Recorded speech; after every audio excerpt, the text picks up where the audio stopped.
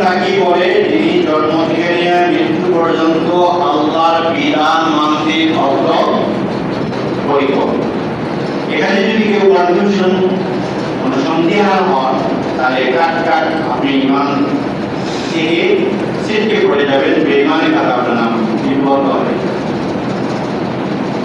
3 number হচ্ছে আপনি যদি বলেন মুসলিম, তারপরে তাহলে আপনার 3 নম্বর দায়িত্ব হচ্ছে আল্লাহকে রব হিসাবে মানতে হবে এবং রাসূল আকরাম সাল্লাল্লাহু আলাইহি সাল্লামকে আপনার আদর্শের আইডল নেতা হিসাবে আপনার মানতে হবে। এর বাইরে আপনার যাওয়ার কোনো সুযোগ নাই। যদি যান তাহলে আপনি মুসলিম দাবি করলেই মুসলমান হওয়া যায় না। গরু বলে কুরবানি ঈদে বড় বড় গরু জবাই দিলেই মুসলমান দাবি করা যায় না। মুসলমানদের 1 নাম্বার দাবি হলো তার ঈমান থাকা। ঈমান মানে বিশ্বাস থাকতে হবে কোরআনের শুরু থেকে নিয়ে শেষ পর্যন্ত যা আছে সব মানতে হবে, রাসূলের আদর্শ মোতাবেক আপনার জীবন তৈরি করা হবে। 4 নম্বর জবাব হচ্ছে সূরাতুল আনআমের 162 নম্বর আয়াতে আল্লাহ যে কথা বলেছেন, قل إن صلاتي ونسكي ومحياي ومماتي لله رب العالمين।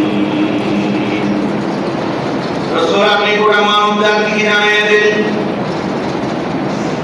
তারা যেন বলে ইন্না সলাতি নিশ্চয়ই আমার নামাজ, ওয়া নুসুকি ওয়া মাহইয়ায়া ওয়া মামাতি লিল্লাহি রাব্বিল আলামিন।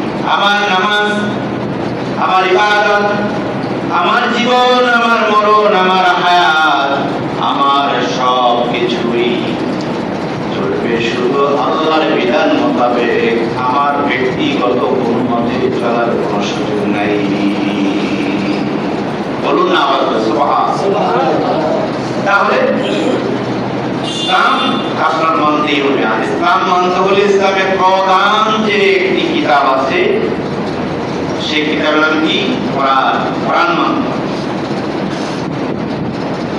5 নম্বর জবাব হলো সূরাতুল আন-নাহল এর 89 নম্বর আয়াতে কারিমার মধ্যে আল্লাহ পাক বলেছেন, وَنَزَّلْنَا عَلَيْكَ الْكِتَابَ تِبْيَانًا لِكُلِّ شَيْءٍ وَهُدًى وَرَحْمَةً وَبُشْرَى لِلْمُسْلِمِينَ।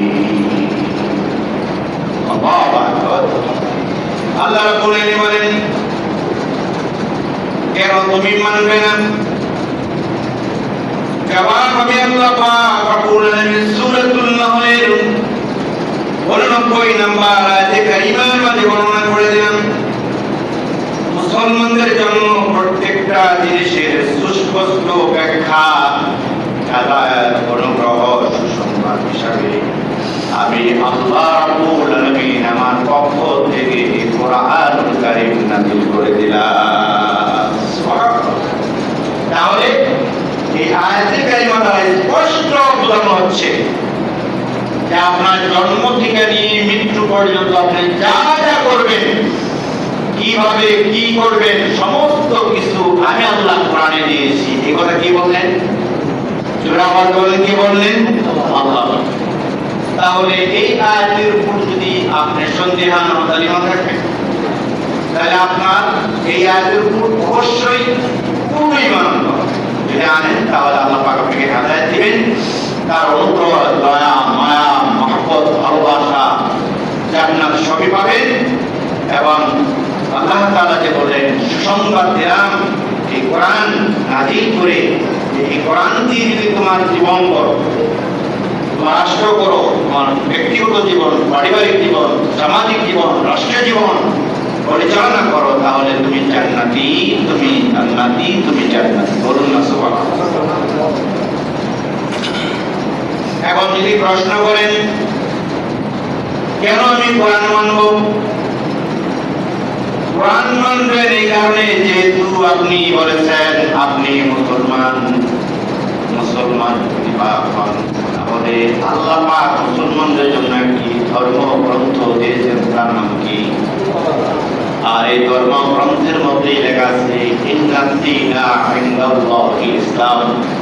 আল্লাহ তাআলার কাছে একমাত্র, শুধুমাত্র, কেবলমাত্র একটি মনোনীত ধর্ম আছে, যেটির নাম হলো ইসলাম। ইন্নাদ-দীনা ইনদাল্লাহিল ইসলাম।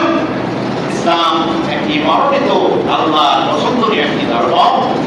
তোমার জন্য দেওয়া হয়েছে যে ধর্ম, যে ধর্মের অনুসরণ করলে, যে ধর্মগ্রন্থের প্রতি যদি তোমার ঈমান থাকে, তাহলে তোমার গোটা জীবন হবে কল্যাণময়।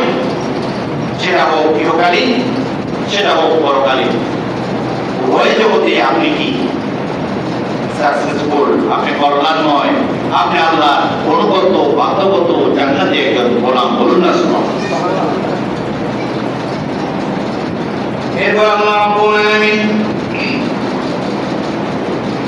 এই কথা সূরা আল ইমরানের 19 নম্বর আয়াতে কারিমার মধ্যে বলার পরে আবার আল্লাহ পাক সূরাতুল বাকারা এর 208 নম্বর আয়াতে কারিমার মধ্যে সুন্দর করে বর্ণনা করলেন যে আল্লাহ তাআলার কাছে মনোনীত ধর্ম হলো ইসলাম।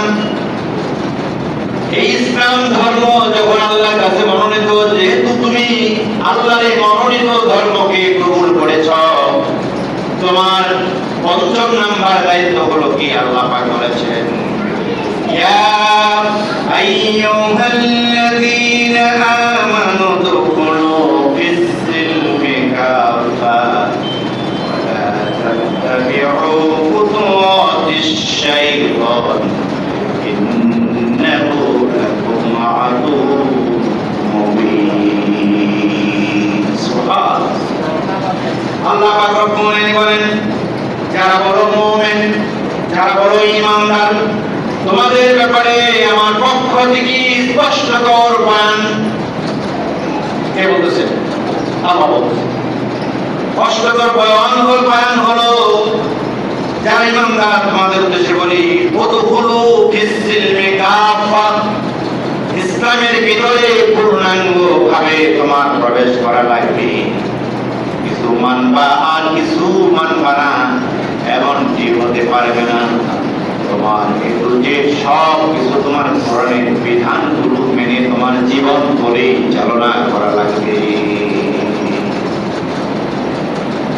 সেজন্য আল্লাহ পাক রব্বুল আলামিন বলেন, আর যদি তুমি ইসলামের বিধানগুলোকে কটাক্ষ করো আর বলো যে ইসলাম সব জায়গায় টানা যাবে না, এমন যদি তোমার জবান দিয়ে তুমি বলো, তাহলে তোমাকে বলি, ইসলাম যদি তোমার ভালো না লাগে আর যদি ইসলাম সব জায়গায় মানতে না চাও, তাহলে মনে করবো তুমি হলা শয়তানের বড় ভাই। আল্লাহ পাক বলেন ওয়ালা তাত্তাবিউ খুতুওয়াতিশ শাইতান, যারা ইসলামের ভিতরে পূর্ণাঙ্গ ভাবে প্রবেশ করে না, তারা হলো শয়তানের বড় ভাই। কারণ শয়তান হলো মুসলমানদের প্রকাশ্য শত্রু বলে বিবেচিত।